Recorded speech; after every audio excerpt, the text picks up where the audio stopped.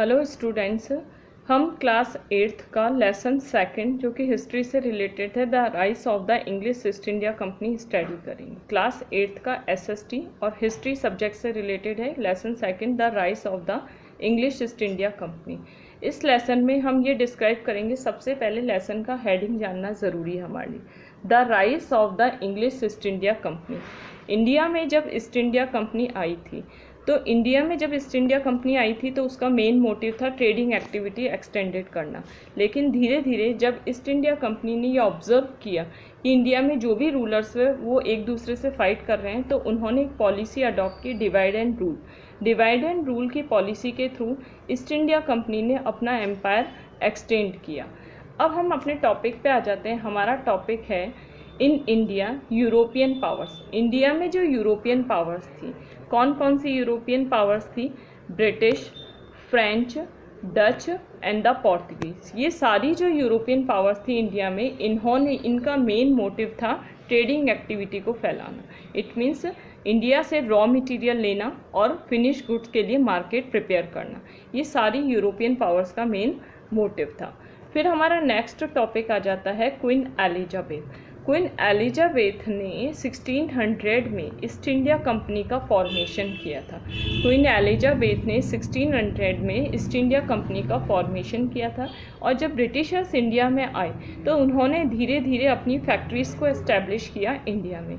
Britishers ने अपनी factories को इस्टेब्लिश किया इंडिया में, मसूलीपट्टनम में, पटना में, ढाका बंगाल में सिचुएटेड है, फोर्ट सेंट जॉर्ज मद्रास में सिचुएटेड है, जिसे हम प्रेजेंटली मद्रास को चेन्नई भी कहते हैं। फिर हमारा नेक्स्ट टॉपिक आ जाता है कालीकट और गोविंदपुर और कालीकट के जॉइंट फॉर्म है हमारा न्यू सिटी कैलकाटा को हम प्रेजेंटली कोलकाता भी कहते हैं।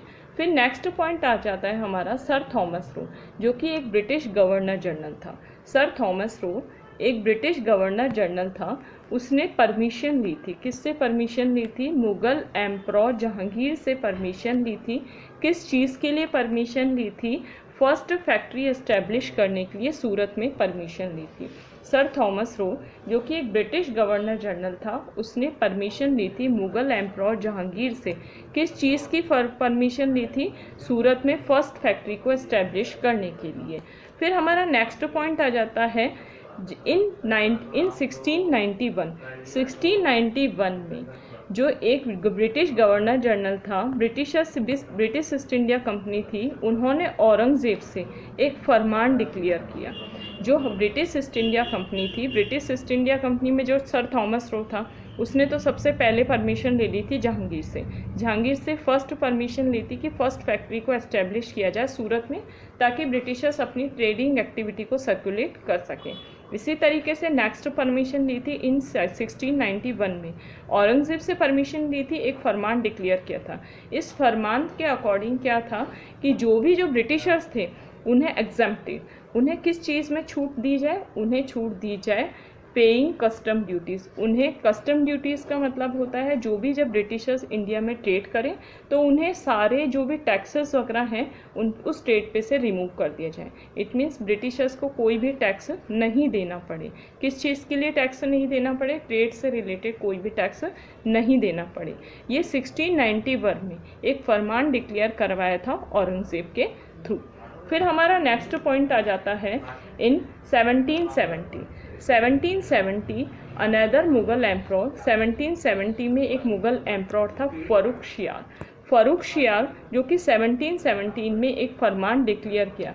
इस फरमान के थ्रू जो ईस्ट इंडिया कंपनी थी उसे स्पेशल राइट मिल गया। कहाँ के लिए स्पेशल राइट मिल गया? गुजरात के लिए और दक्कन के लिए। किस चीज़ का स्पेशल राइट मिल गया? कि मुगल्स थे वो पूरी तरह से ट्रेडिंग एक्टिविटी कर सकें विदाउट टैक्स के through.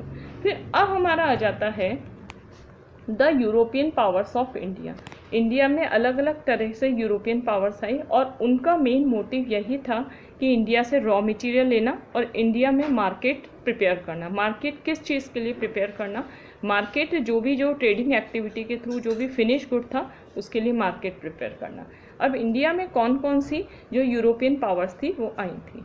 The European powers in India, सबसे पहले वास्को डिगामा इंडिया में आया था। उस वास्को डिगामा ने इंडिया को डिस्कवर्ड किया था। कब किया था? 1498 में डिस्कवर्ड किया था। वास्को डिगामा ने इंडिया को डिस्कवर्ड किया था, 1498 में डिस्कवर्ड किया था। फिर है हमारा Goa became free from 1961 Portuguese, Goa को फ्री कराया गया था। वास्को डिगामा के थ्रू गोवा को फ्री किया गया था 1961 में। किससे फ्री करवाया था? पोर्तुगीज से फ्री करवाया था। फिर हमारा आ जाता है डच कंपनी एस्टेब्लिश हुई थी 1602 एडी में। डच कंपनी एस्टेब्लिश हुई थी 1602 एडी में। ये सारी जो कंपनीज थी, डच कंपनी, फ्रेंच कंपनी, ये सारी कंपनीज थी यूरोपियन कंपनीज। इन सभी कंपनीज में डिस्प्यूट हो रहा था, कॉन्फ्लिक्ट हो रहा था। किस चीज़ को लेकर हो रहा था? कि इंडिया में वो किसी भी तरीके से इंडिया को अपनी कॉलोनी बनाए। कॉलोनी का मतलब होता है छोटा, जो स्मॉल कंट्री होती है उसे कहते हैं। अब हमारा नेक्स्ट टॉपिक आ जाता है the Dutch establish trading centre.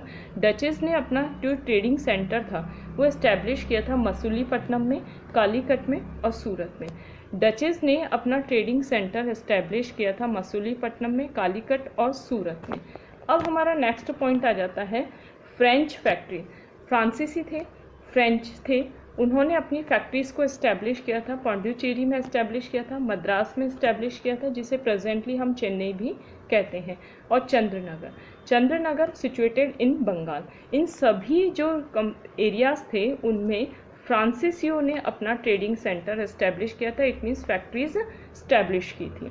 Next point आ जाता है अब फ्रेंच और जो ब्रिटिशर्स थे, उन दोनों ही जो यूरोपियन पावर्स थी, इन दोनों में ही जो डिस्प्यूट हो रहा था।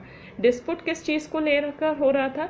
कि दोनों ही जो यूरोपियन पावर्स थी वो इंडिया में अपना ऑटोनोमियस पावर को इस्टेब्लिश करना चाह रही थी।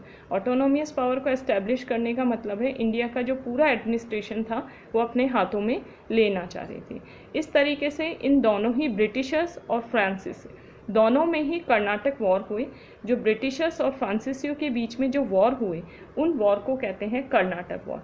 फर्स्ट कर्नाटक वॉर हुआ था, फर्स्ट पॉइंट है हमारा, फर्स्ट कर्नाटक वॉर हुआ था 1746 टू 48 में।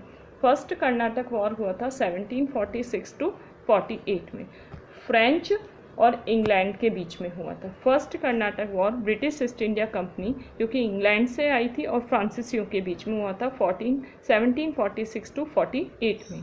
The Nawab of Karnataka. अब जो फर्स्ट कर्नाटक वॉर था उसके जो मेन रीज़न थे, कि क्या ऐसे रीज़न थे कि फर्स्ट कर्नाटक वॉर ब्रिटिशर्स और फ्रेंच के बीच में हुआ था। फर्स्ट पॉइंट है the Nawab of Karnataka. Karnataka का जो नवाब था वो पूरी तरह से फेल हो रहा था stop a war in his own territory, कि उसकी जो area, territory it means area में जो भी वॉर हो रहे थे वो उसको रोकने में पूरी तरह से इनकैपेबल था। फर्स्ट पॉइंट तो ये है हमारा। अब है सेकंड पॉइंट है गवर्नर ऑफ फ्रेंच कंपनी, फ्रांसीसी कंपनी का गवर्नर था डुप्लेक्स।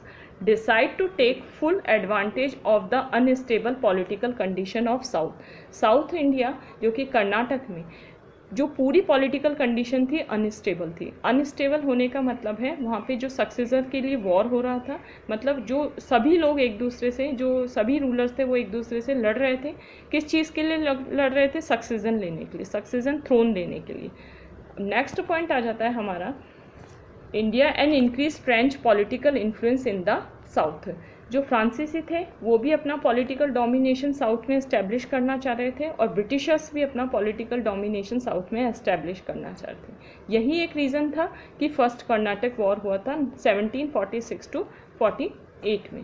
फिर नेक्स्ट हमारा आ जाता है सेकेंड कर्नाटक वॉर।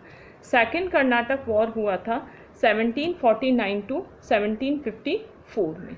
इसका मेन था duplex interfere in the war of succession. जो सक्सेसन का वॉर हो रहा था, सक्सेसन का वॉर मतलब कि सभी जो रूलर्स थे, जो मेन प्रोमिनेंट रूलर्स थे, वो थ्रोन को ऑक्यूपाइड करना चाह रहे थे। तो डुप्लेक्स था जो फ्रेंच गवर्नर था, वो लगातार इसमें इंटरफेयर कर रहा था कि ताकि उसे पूरी तरह से उसको ऑटोनोमियस पावर मिल जाए साउथ में। That had started both in Karnataka war. वो लगातार इंटरफेयर कर रहा था डुप्लेक्स कर्नाटक में और हैदराबाद में। And set up puppet rules in these two state. और वो अपने रूलर्स को एस्टेब्लिश करना चाहता था इन 2 स्टेट्स में, कर्नाटक और हैदराबाद में, ताकि वो जो भी रूलर्स अपॉइंट हो, डुप्लेक्स जो भी रूलर्स अपॉइंट करे, वो सारे रूलर्स किसका कहना माने, डुप्लेक्स का कहना माने, जो कि एक फ्रांसीसी गवर्नर था। फिर नेक्स्ट हमारा आ जाता है इसी तरीके से, जिस तरीके से फ्रेंच चाह रहे थे कि जो कर्नाटक और हैदराबाद में उनके रूलर्स एस्टेब्लिश हो जाएं, और पपेट रूलर्स इट मीन जो उनका कहना माने, उसी तरीके से British also wanted to set up their puppet rulers in Hyderabad and Karnataka. Britishers भी ये चाह रहे थे कि हैदराबाद और कर्नाटक में उनके थ्रू रूलर्स अपॉइंट हो जो उन्हीं का कहना माने। स्टूडेंट्स, इस वीडियो में हमने लेसन हिस्ट्री से रिलेटेड, एसएसटी से रिलेटेड लेसन 2 स्टडी किया था, the rise of the east India company, class 8th से रिलेटेड है। हम अपने नेक्स्ट वीडियो में इसका रेस्ट पार्ट डिस्क्राइब करेंगे।